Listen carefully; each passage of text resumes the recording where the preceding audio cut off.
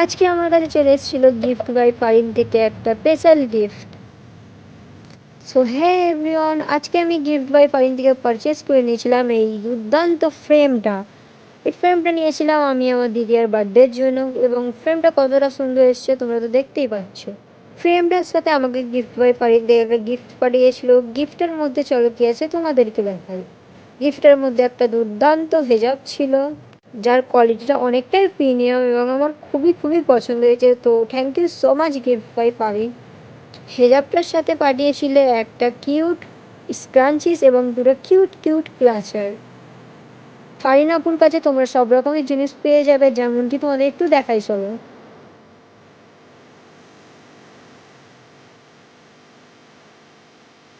স্ক্রিনে আইডিটা এবং নিচে ফিল আপ করে দিয়েছি আমি আইডিটা, তোমরা একটু ভিজিট করে এসো।